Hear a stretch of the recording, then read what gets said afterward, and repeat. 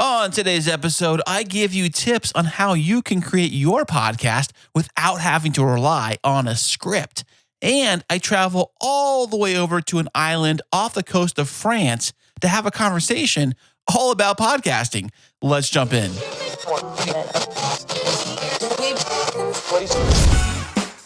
Sound matters. Be heard. Welcome to the podcast where you get exclusive behind-the-scenes tips to make your own show sound truly spectacular. This is Podtastic Audio. Hey, what's happening? How are you doing today? I want to say thank you so much for being here. I am Chris, and I am from the original Chris and Christine Show podcast. You can find out every single thing you want to know about that show on a website which I built at chrisandchristineshow.com. Yeah, that makes sense, right? Okay, it is in the show notes of this very episode. If you want to scroll on down, there it is. But here, we're talking all about podcasting, and I'm sure you have a podcast, or maybe, just maybe, you're on the fence of maybe starting a podcast, and you're like, well, I don't know. Should I podcast? What am I going to podcast about? How do I make it sound so easy and natural? How do you even do this, Chris? How do you make it even happen without having to write down an entire script and just read it word for word? Because I do know that a lot of podcasters, maybe you're one of them, that actually just reads every single thing into your microphone. You just read it off this paper, off the script there. But what if I were to tell you, I have 3 key tips that you maybe can use for creating a podcast without having to rely on that script? Are you ready? Well, here they are. Coming in with tip number 1, well, maybe instead of a script, just use an outline. Outline some key points, some talking points that you're going to talk about in your discussion. Use it more like a guide than a straight up script. This will ensure a structured and focused conversation without the constraints of a full script. Because when you read a script, sometimes we trip over things, and we actually talk differently than we actually read. And there's certain syllables, if you butt them up together in the script, they can be like a tongue twister. You know what I'm saying. So moving on to tip number 2, and that is you got to practice, and practice importantly with some improv. If you know a little improvisation, maybe perhaps you can actually develop some skills to really think on your feet, express clear ideas smoothly and easily, and adapt a natural flow to the conversation. This will help maintain a natural and engaging podcast without the need to rely on reading a physical script. And if you have a somewhat of a script, you always can go off script a little bit. And if it sounds natural with some easy improv, then perhaps maybe your listeners won't even know the difference whether you're reading or not reading, and it won't sound so scripted like it might already. So the very third and last tip I have here on how to create a podcast without relying on a script is to be authentic. You want to embrace your authenticity by speaking from the heart, sharing personal experiences that are scripted and written down for you, and letting your personality shine through. This connection with your audience can make the podcast more relatable and enjoyable, because we all want a show that is easy on the ears and possibly the eyes if you do video too. But we're talking audio only here. We want your show to sound amazing, and we want your listeners to really gravitate to the things you are saying and get your information from you and nobody else. So today on Podtastic Audio, I took a journey all the way over to the UK and landed on a little island of Jersey, which Jersey is their own country. And on the island of Jersey, I ran into Verity Sangan, who has a podcast about podcasting like I do. It is the Lazy Girl's Guide to Podcasting. And we talked all about podcasting, her podcast, what she thinks about podcasting. It was a fantastic conversation, and I'm very excited to share with you right now my conversation with Verity from the Lazy Girl's Guide to Podcasting. You do podcasting. We all like to do podcasting. I love podcasting myself. So when did you decide to get your feet wet in the podcasting space? Oh my gosh, that's such a good question. It was a couple of years ago, and I just randomly, and it was very random, that I was like, I'm just going to start a podcast. And I don't even know what spurred the idea. And I started it in maternity leave. It was my first podcast, and it was very much a ride or die kind of, let's just figure it out and see what happens. And I just totally fell in love with the medium. And I just found that I found this amazing podcast community online, which was just the nicest group of people that I felt I could have possibly fallen into. And as time went by, I did that podcast for about 15 months. And I found I was getting more and more people coming to me saying, Verity, how do I podcast? Or I would love to start a podcast, but it seems way too difficult. And I was like, actually, it's really not. I do what I call, I've kind of like dubbed the term grassroots podcasting. I don't think that's a thing, but it's what I call it. But what I mean by that is that I don't have a crazy expensive tech setup. It's not overly complicated at all. And I just like to try and show people that actually you can podcast with a very small budget and with limited tech know-how. And just, my podcast started from my bedroom, and I'm now on my second podcast because the first one, it kind of ran its it ran its time, and it needs a bit of a break. So it's been on hiatus for about 6 months whilst I kind of figure out where to go with it. But I've got my second podcast going now, which is very unoriginally all about podcasting. And it's just how-to tips for how to start a podcast without a massive budget and loads of tech know-how, really. Well, it sounds like you and I both had the same journey when it comes to podcasting, because I started a show with it was my girlfriend at the time, now wife, but we started the Chris Christine show. We still do it. We haven't been an episode in maybe a few weeks or so, but people were asking me questions like, how do you do that? Like, how are you making that happen and all that stuff? And I'm like, well, I already have the gear. I already kind of know what I'm doing. Let me just make a second podcast. And I know you're thinking like, well, Chris, isn't it kind of hard to do 2 podcasts? Yes, yes, it is. But the second podcast, the Podtastic Audio on this one, I was kind of at first thinking like, well, it'll just be like the throwaway, whatever episodes. I won't put much thought into it. I'll just like ramble in the microphone, give my tips of the week or whatever, and then just go from there. But it kind of exploded, and now I have to take it a little more seriously than I did when I first started, because it was kind of weird, isn't it, how things like that work out? Because I would say I'm exactly the same. I had so much intention of only having like a month break or something from my other podcast. I'm like, there's very much been 6 months now, and it's weird how those things work out, isn't it? What was the other podcast about?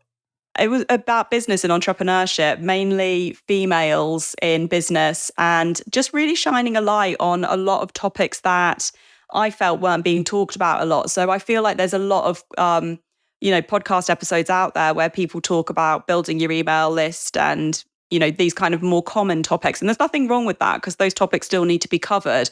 But I was finding that there weren't a lot of episodes or information where people were talking about like the data protection, the terms and conditions, the legalities, the nitty gritty, boring stuff of marketing, all of these things that were still really important for building a business. But I just found there wasn't much conversation around them. So I was like, well, let's make the conversation then. And I ended up having the privilege of interviewing some absolutely incredible people. I got at one point we had an international lawyer on and all sorts of incredible people.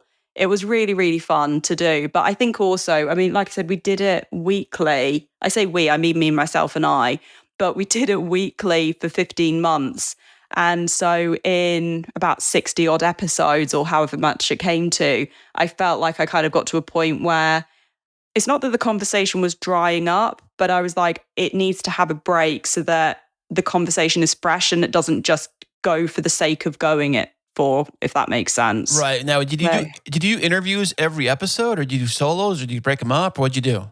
Well, for the first, I'm trying to think, the first couple of months, I would say maybe the first 4 to 6 episodes were just me.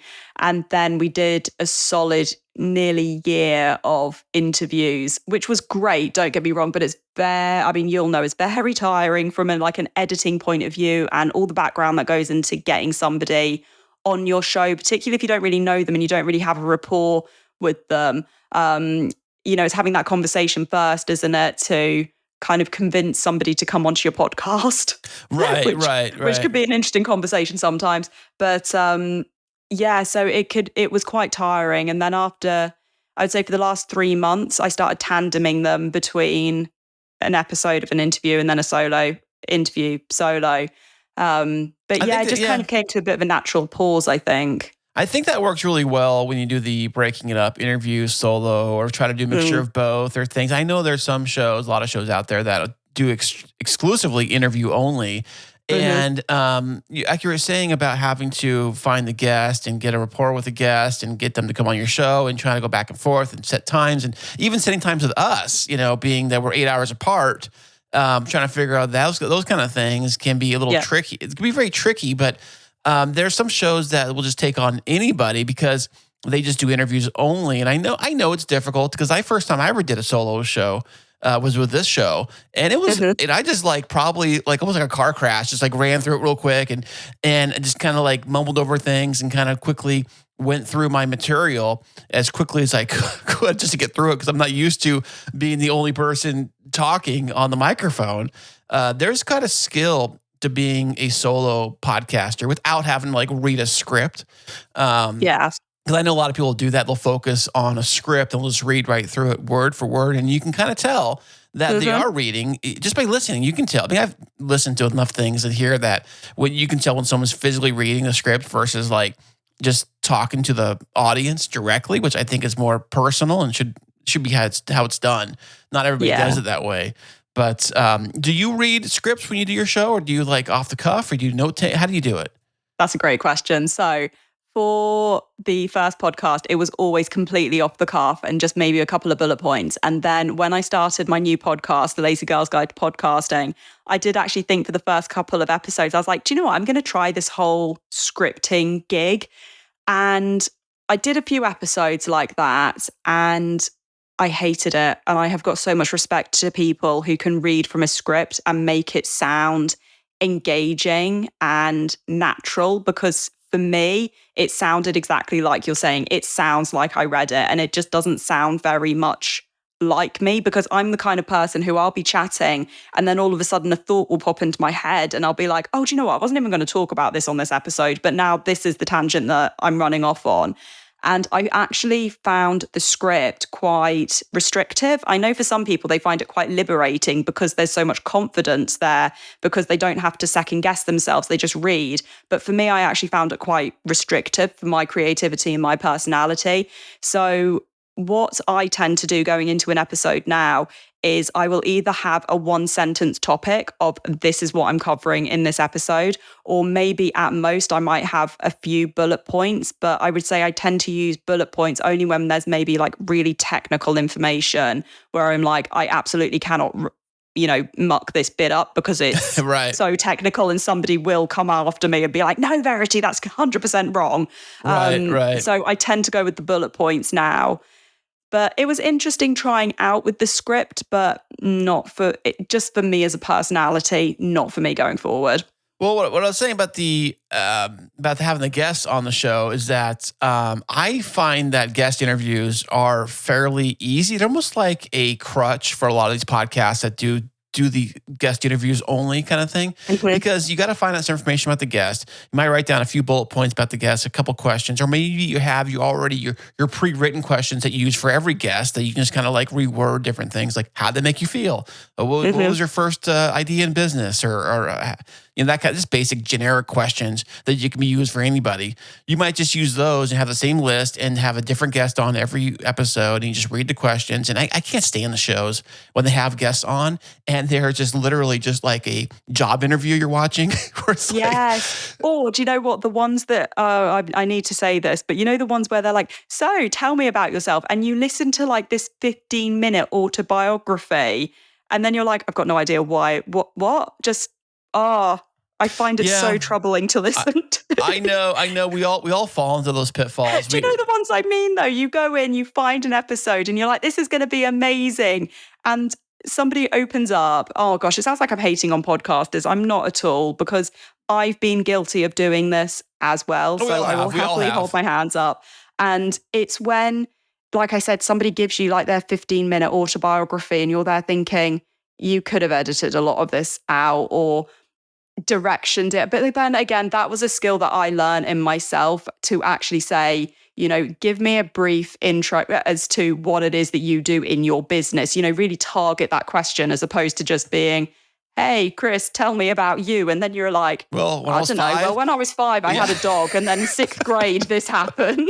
Yeah. I get that. But unless it kind of like, if it ties into why they're here, like a little bit, like why are you here today? And also, I think a lot of people forget to think that there's an audience actually listening to this.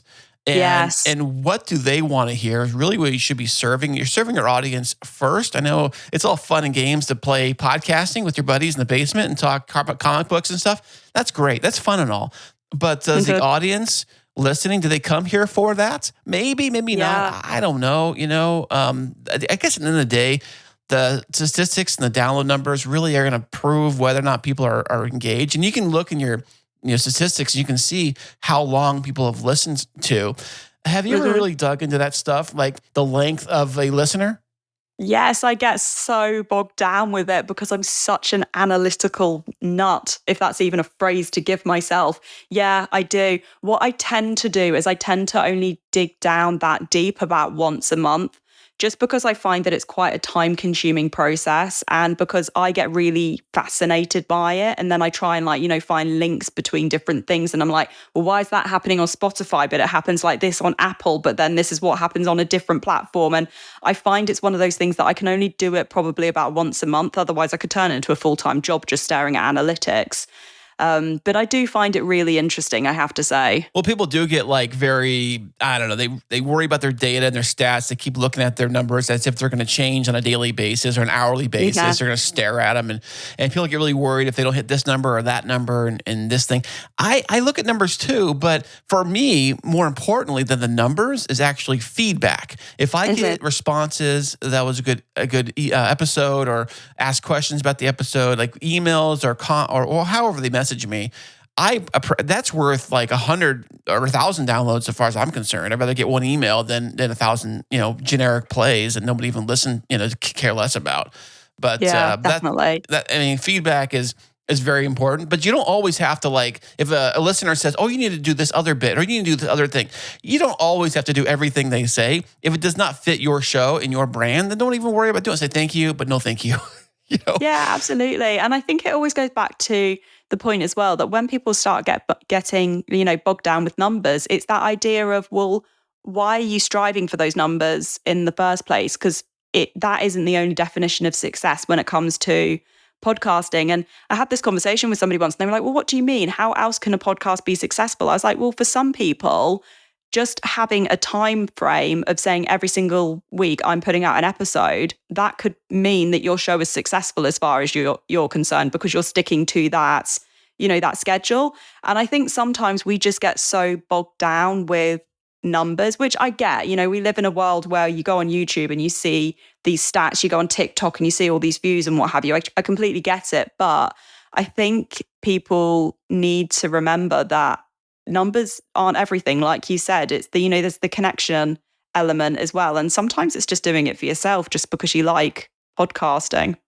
Yeah. I love this whole medium. And I think that some people, they give up early on podcasting because they do not see giant numbers or even, they want to make some money. And then usually, what is it, about episode 7 or 10 is when they fall out. So, yeah. So what do you think are some of the reasons why people actually give up on their podcast?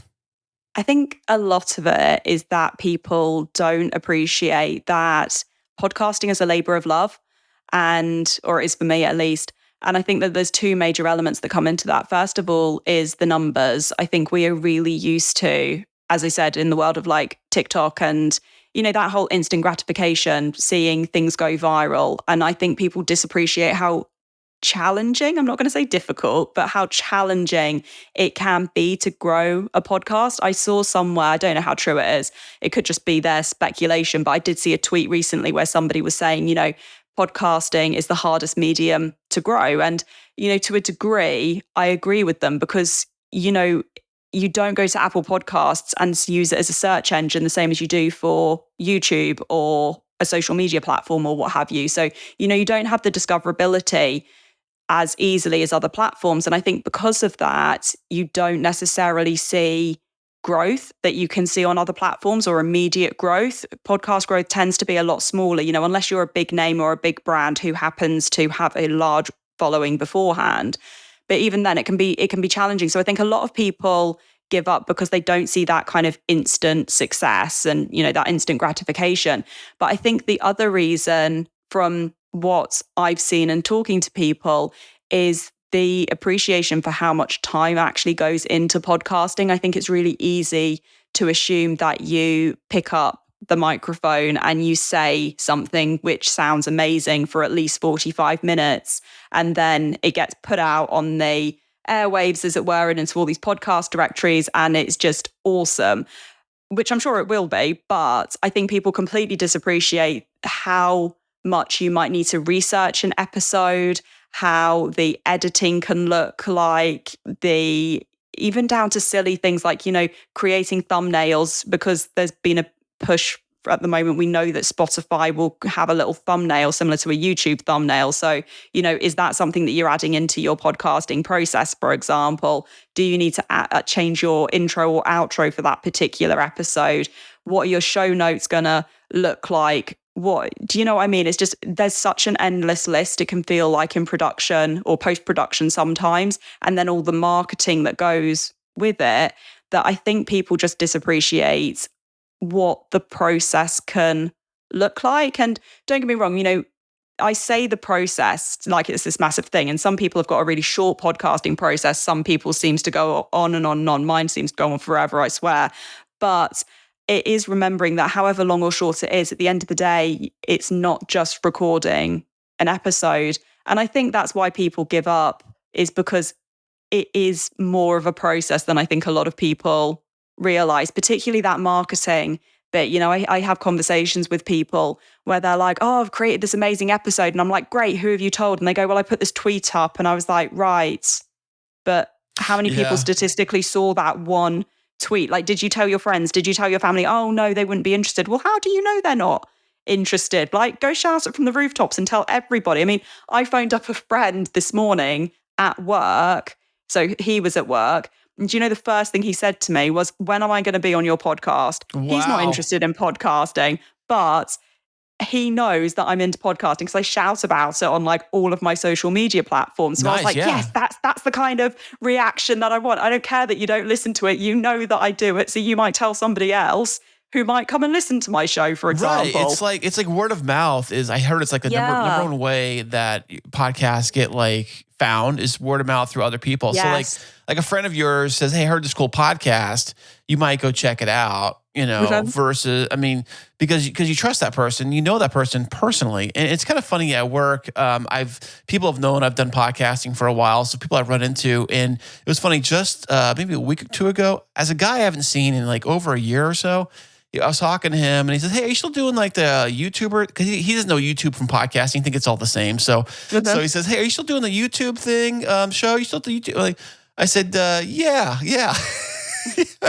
Why not? Yeah, I'm like, sure. Yeah. Oh, that's awesome. Because he heard it from, I guess either he heard it from me or heard it from somebody else. I don't remember how it got to him, but it's kind of interesting how people like I'll run into, haven't seen in a while, and they'll remember me as like the podcast guy or YouTube guy or things like that. And speaking of YouTube, so you do a video YouTube version and an audio version of your podcast. Are they the exact same thing? Is one edited more than the other? Nope, they are the exact same thing, which I will say is probably why it doesn't do so well on YouTube, because I don't optimize it for YouTube at all. I really, really don't. I think I just put it on YouTube, to be honest with you, because it's another platform where I can reach people. Yeah, they say use YouTube as more of like a discoverability platform than like a consuming platform. And I think, I do an audio only show, and I've toyed with doing video of some sort. I'm set up for video, and I can do lots of different variations of video if I wanted to. It's just that I personally don't think I have the time to really invest in double duty for one episode. And I kind of look at it like this. It's like I was telling somebody the same thing is that I know in the UK, you guys have Netflix over there and Hulu and things We do. Okay, great. Okay. So if somebody had a choice between watching just sitting here talking in front of the computer video or the latest thing on Netflix, if you had a choice between the two of them, which one do you think they're going to use? They're going to go to Netflix, and by all means, please go to Netflix. Don't waste your time watching me when there's already an audio version of it that you can listen to it while you're on your commute to work or doing the dishes or physically doing something else. So I look at podcasting as like, at least the audio version of podcasting is I'm giving you information while you are physically still doing something that's productive. Because at the end of the day, if you get off work, what are you going to do? You don't watch the television. You're not going to watch some Yahoo on YouTube talking into the camera for an hour when you can watch your favorite show or whatever. So, and I know during the pandemic, I know when everyone was locked down, video was massive because a lot of people were just home staring at screens all day. So to them, it was like no big deal. But in my line of work, I'm not in front of a computer, so I'm on the go. So I have to listen to audio more. Audio is my go-to for everything. So that's probably I was just going to say, I think that's a really interesting point that you were saying as well, that you're listening to the podcast on the go, because we know as well that statistically people listen to podcasts when they're doing something, mainly commuting. And, for a lot of people on their commutes, yes, okay, some people get public transport, but then a lot of people will be driving. So as you said, that, they're not watching a screen at that point, or, if you're doing the dishes or the housework or what have you, your consumption of media is through audio, not the visual. So I think that kind of gets disappreciated. And don't get me wrong, like I said, I know that YouTube is popular or hugely popular. And we know that video is so popular as well. But I think that it's remembering where and how people consume the audio, and that's where podcasting has really got its place. I don't know, I think that gets forgotten about sometimes, but yeah, no, I completely agree with you. I use the YouTube much more for discoverability, because I'm always like, go to my website, go check out the podcast, as opposed to anything else, because it is just a copy and paste of what's on the podcast, and even down to the show notes are identical. So yeah, there's probably YouTube purists out there who are listening to this and just screaming, being like, no, Verity, what are you doing? Yeah, well, I know my show I host with Libsyn, and I know that there is a feature built into their Libsyn hosting where it automatically shoots it over to YouTube for you. So I do, cool. But I have like no listeners, no viewers on my YouTube because I never really. I mean, it's just a still image of the graphic, and then like the audio. It's all it is. It's just a player or whatever, which is fine. It's just on there just to be on there. But I get like literally no traffic at all. So I'm like, whatever with that. I know that, speaking of YouTube, what's kind of funny is that I was in YouTube years and years prior to even thinking about podcasting. I was doing YouTube first. And the only reason I did YouTube was because it was a new place to physically put videos that I could share with my family. Because the videos, the video files themselves are bigger because you can't email them. They're so big, right? No. So I would say I got into YouTube before Google bought it. I have a YouTube channel way back then, and it was very back in the day. It was very back in the day. It was when it was like, we're talking like maybe 2008-ish, 2007-ish, somewhere around there. And I just put like and this is totally like low quality resolution because we didn't have HD cameras back then. It was like low res, and I would put videos on my YouTube channel. And what's funny about YouTube, people don't think about this, is actually YouTube is a social media platform. Okay. Just like Instagram and Facebook and all the rest, and what gets you out about YouTube is that I know people get deplatformed from things all the time. I mean, YouTube's got a 3-strike rule. I've gotten a couple strikes myself by putting music I shouldn't have on my videos and things like that. And they can deplatform you for any reason at all. So why put all your eggs into the one YouTube basket? And also they put their ads in their videos and all that stuff. And YouTube is weird. If you ever watch YouTube, you'll notice that there's a column to the right side or down below, whatever platform you're watching the YouTube on, of other videos that you should also watch that you're not subscribed to. So I was kind of wondering, like, they say subscribe to my YouTube channel, subscribe. But even if you don't subscribe, your video is going to people that aren't subscribed, or you're seeing videos that you're not subscribed to. So what's the point of subscribing? Because I can I'm watching things or being fed things that I'm not subscribed to, versus a podcast. Like, I'm only going to see things in my podcast player that I'm physically subscribed to. You know what I'm saying? Mm-hmm. Yeah, no, 100%. And I think that's a really interesting point, because that's one thing that I've noticed is that if we're looking at YouTube, I don't actually subscribe to a lot of channels, because you're right. It's how the algorithm works, that because I've watched X amount of, videos from a certain YouTuber, they will automatically be on my For You page or front page or whatever we call it. But yeah, that is the beauty of podcasting, is that you only get the shows that you're subscribing to, which I actually quite love, because then you can curate rather these kind of like playlists as to how whatever it is that you want to listen to. I don't know if you've come across Good Pods yet. Yeah, I'm on Good Pods. Oh my God, I'm obsessed with it. I love it. Honestly, like I've been ranked number one in Good Pods for I don't know how many weeks or whatever, and I bounce around the charts between like top 5, top 1. I'm not even sure, but I rarely use them to listen to I'm pretty much a diehard Apple fanboy, so I just stick with Apple Podcasts, because it's what Fair enough. Which is what I've learned. It's what I've grew up on, and I have an iPhone. I've had iPhones forever and stuff. Now I have a MacBook, so I just stick with that, And I'm on Good Pods, and I'll give it a play, and I'll share it from there and things like that. But I don't know if you have this problem or not, but with Good Pods, I was trying to share it to Instagram Reels or Instagram Stories or whatever it is, and it kept giving me an error code. And I talked to the guys over there, and they said they fixed it, and they did fix it for like a minute, but then I started doing it again. So oh no, yeah, but I do listen on there, and I'm not heavily involved on Good Pods as I probably should be, because I have 2 different shows and 2 different accounts and 2 different things, and I'm trying to juggle all this stuff. But I know that it's kind of like a social media for podcasters. Yeah, which it's cool. I think the thing that I like the most about it is that I can just create a playlist. I find sometimes I'm with you. I'm a diehard Apple, Mac, iPhone girl as well. I love it. But that I would find the drawback for me for Apple Podcasts, because I love Apple Podcasts. It is my go-to. But I just find it not as user-friendly as it possibly could be. I don't know. Maybe that's just me and how my brain's wired, but I like the layout of Good Pods better. It's odd, isn't it? How like our brains are just like different, and how different interfaces suit different people. It's interesting, isn't it? It is interesting. Hey, speaking of different interfaces, have you seen the new Apple podcast player with the integrated actual artwork they have now? Yes, I've seen it, but mine doesn't actually come up with that, and I don't know whether or not. Yours does, because I'm subscribed to your show. Shout out. And I see your logo, your episode artwork does show up in the Apple player thing. It shows right in there with all the other ones. See, that's really interesting, because on mine, I'm literally flicking through my phone now as we're talking, which is awful, isn't it? I'm on my phone whilst we're talking. That's okay. I'm on mine too. I'm looking at mine. I'm opening up mine right now, and the individual artwork is not there. So I'm wondering whether or not that's like an update that they only have in the States at the moment or something, maybe. Maybe I have to refresh. It might not be. It might just be my phone. It may be. What iPhone do you have? 14. Okay, well, it's a new phone.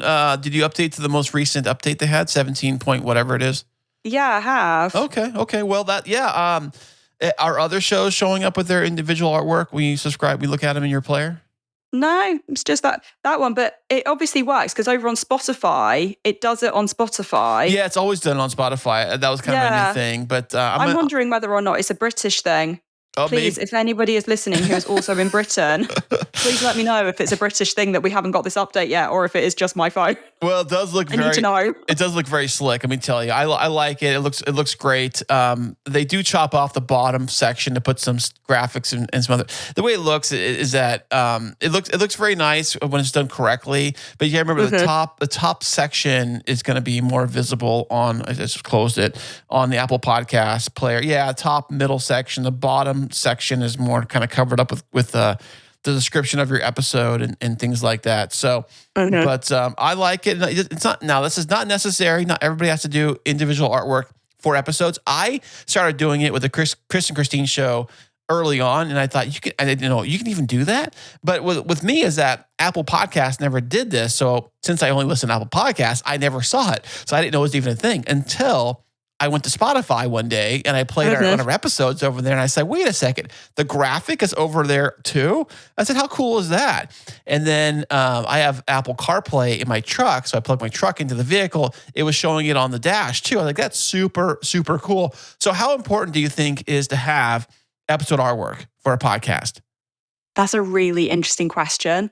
And I'm not sure it is that important, to be honest with you. I think one of the biggest reasons why, well, I'll tell you why I started it, was because it came to my attention when was it, a few months ago. So I was like, well, let's try it. Let's see and run like a really non-scientific experiment and see if it actually makes any difference, compared to my episodes without episode artwork. And I can't honestly say that I've seen any difference. And I guess what I mean is because I said the words like an awful lot there, didn't I? And not really come up with a point. But when you're scrolling through Spotify, you can see the different episode artwork. So I thought, well, maybe that will interest people in different episodes. But to be honest with you, I've seen the growth correlate more with when I do different pushes on social media as opposed to the episode artwork. I think one of the reasons why, or I know the only reason I keep it up is because I'm creating a thumbnail for the episode for YouTube. Right. And then because I do it in Canva, it literally takes 5 seconds for me to just resize it and download it for the podcast. So for me, it's like an extra minutes worth of work. Do you know what I mean? To just convert, download, and then upload it. But if I wasn't doing that for YouTube, I'm kind of in two minds if I'd carry on doing the episode artwork, because for me, I don't know, maybe I'm doing it wrong, but I personally have not seen any difference. I don't know. Okay. Yeah, I'm not sure. What's your opinion? I'd be interested to know. Yeah, see, I started doing it, and I've evolved since then. I have a Canva account too, but I rarely even use it. And but I discovered since we have iPhones here, a couple of different apps I've used to create. I do all my artwork on my phone on the apps, because this way I can kind of do it from the couch. I can do it from anywhere I'm sitting. I have to be at the computer, that kind of thing. Because not always in front of the computer. So the more things I can do on the go, the better when it comes to that. Except for recording, you shouldn't record with your iPhone. You should use a microphone really for that kind of stuff. Yeah. But there's a couple apps I use where I kind of discovered that I kind of play around with creating a generic kind of a colored canvas to kind of like within the app I use as the background. Then I'll stick like the logo of my podcast or the other podcast. And if I have a guest, I'll try to stick their logo or image somewhere on I kind of like start sticking. It's probably the same as Canva too, I'm guessing.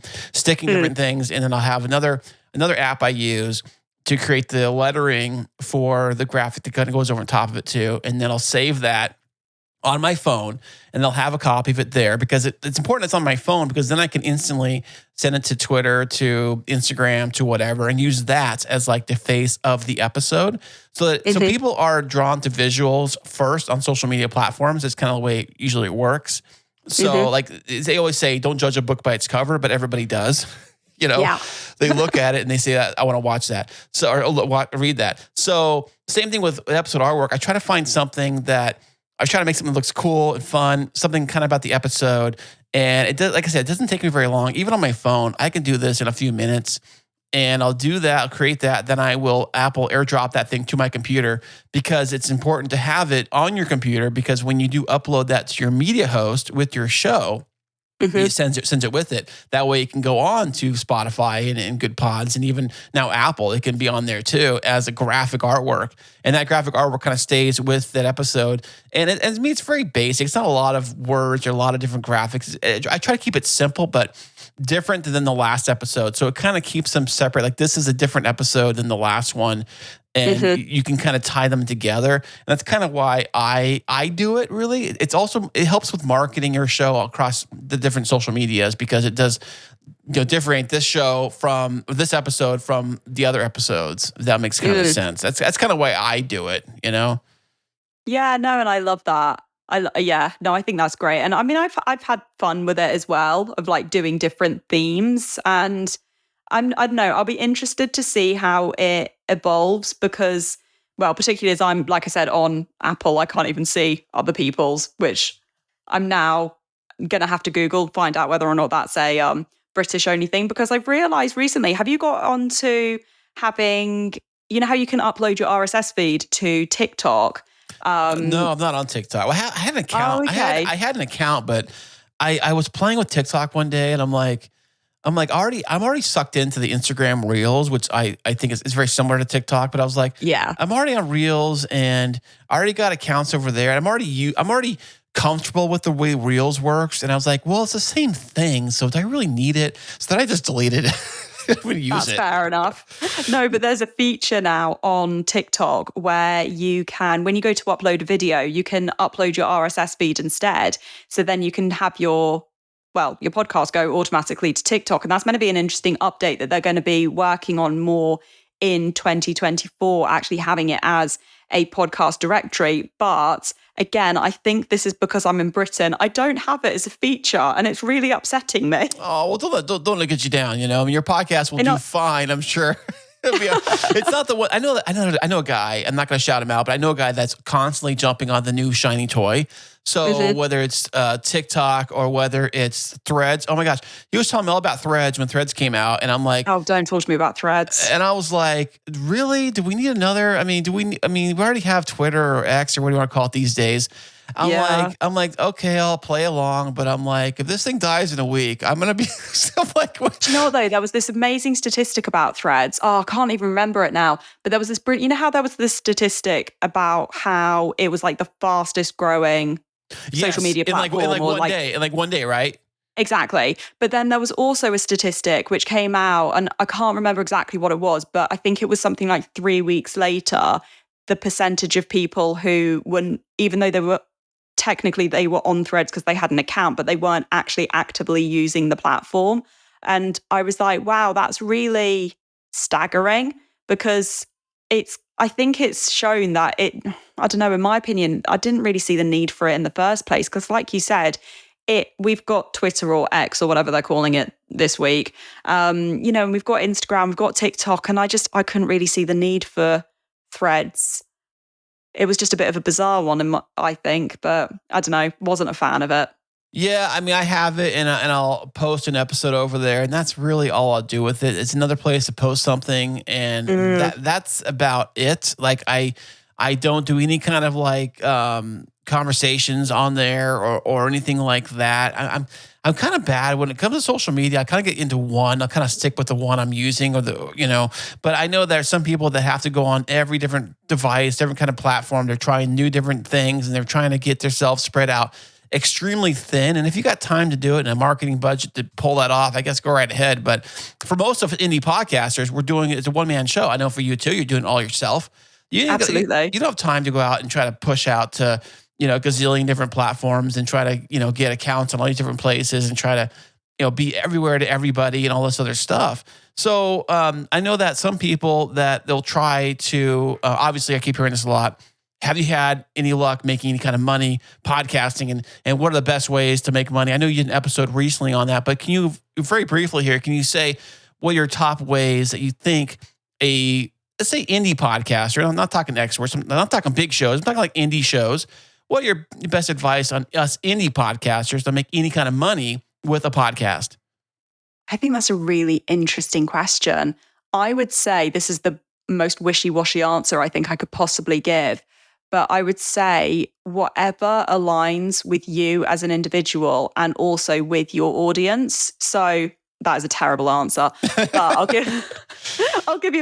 give you some examples. Like, if I look at my own audience, for example, and also me as an individual. So we were chatting a little bit before we started recording, and in my kind of professional life away from podcasting, I'm a health and social care lecturer. I've been in teaching for years now.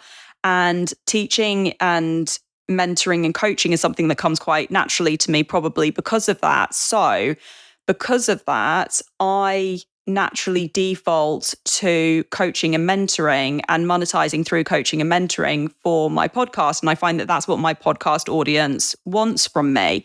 However, there's going to be other people who that might not fit their show, or it might not fit their personality. And actually for them, a better way of monetizing would be to create merch, because they are just really amazing at selling more of a physical product than a service. And also they might have an amazing slogan. I can't think what the guy's called now. That's really going to annoy Adam. Surname begins with an S. Brilliant podcast business school. But he's got like this slogan that he gets printed on t-shirts, which is "Your mum listens to my podcast." Oh, yeah. And so that's brilliant. He's got a slogan. His audience clearly love it because they buy the merch. He's great at advertising it. So, that works really, really well for him. So I think it's what does your audience want? What does your audience expect? And also, what are you happy delivering? Because there's no point you delivering something that your audience doesn't want, but then there's also no point in giving something that your audience wants that you're not happy to promote and deliver. It's all about like being value aligned, really, isn't it? So, and it might be that you just experiment with a few different things. Like I said, I know that coaching is my kind of go-to. It's what's been the most profitable for me. I am currently trialing with ads and inserted ads within the podcast. I'm kind of in two minds about it, whether or not it works for me. And then the other thing that I'm going to start dabbling in is podcast merch as well. So it's just about playing around, I think, sometimes, and being willing to learn and also experiment with different things, because what works for one audience isn't going to work for the other audience. And also figuring out who your audience listens to and what their kind of habits are, because if they're listening to similar podcasts and similar spaces, but they're already buying a load of merch maybe from another podcaster, are they necessarily gonna do that with you as well? So it's kind of looking at what is that space looking like for your audience. Yeah, that's a very wishy-washy answer, isn't it? Yeah, well, it's a wishy-washy world, let me tell you. It's it comes to podcasting. I know that, but all of that you just said really depends on one key factor, and that key factor is you have to have an audience. Yes. Because you can't monetize dust. You can try. No, that's true. So you have to have, and I think, I hate to say this, but people think that I've got 100 listeners that I'm gonna get 100 people buying my stuff. You might get one or two, maybe three if you're lucky. Yeah. Usually it's like 3% at the most. It depends, what it is.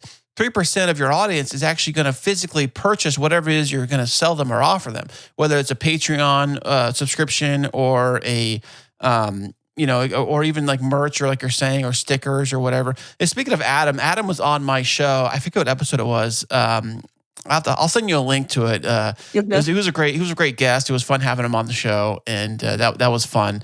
Fun episode. But yeah, I mean, people try to make money any way they can with podcasting. And I think that's why a lot of shows fail, is because they think like, I haven't made $1 and I'm on episode 3. I should be making, why am I making any money? I don't get this, like my show's great. Mom says it's great. I mean, it's, maybe that should be the merch that you sell. Literally, my mum thinks my podcast is awesome. I'm gonna trademark that. They get a T-shirt of. I think I'm gonna get a T-shirt of that too. Yeah, my mom thinks it's, or maybe even better, your mom thinks it's great. I think that'd be a good one too. Well, Verity, this has been so fantastic having you come on the show today. I really appreciate you stopping by today. So, where can everybody find out all about you and all of your wonderful stuff? Oh, bless you. Thank you. It's been so much fun being here and chatting away. So the best ways to find me is listen to my podcast, The Lazy Girl's Guide to Podcasting, which is pretty much everywhere where I can put it at the moment. So go and listen to that. Otherwise, at Verity Sangan on Twitter and at Lazy Girl Pod on TikTok. Those are probably the two places where I spend the most of my time. Fantastic. Well, do you have any last words to entice our audience before we let you go here? I would just say, if you're thinking of starting a podcast, just go for it, because you've got nothing to lose. And if you've got a podcast and you're not really sure if it's going in the direction that you want it to go in, I would say just stop stressing about it and just enjoy the medium, because it is a fun medium if you just let go of all of these expectations, because most of the time you'll realize that most of the expectations you're just putting in place your own way, really, and putting in place of your own happiness and your own fun with it. So just enjoy podcasting for the medium that it is. Hey, thank you once again for listening to this episode today. I really, really appreciate it. That makes me smile so much. But you know what would make me very happy is if you gave me a honest review on your favorite podcast player, whether that's Apple, Spotify, Joe Blow's House of Podcasts. I don't know which one you use, but if you could give me an honest review about the show that I've created to help you, that would be awesome. Thank you so much. And I will catch you on the next episode.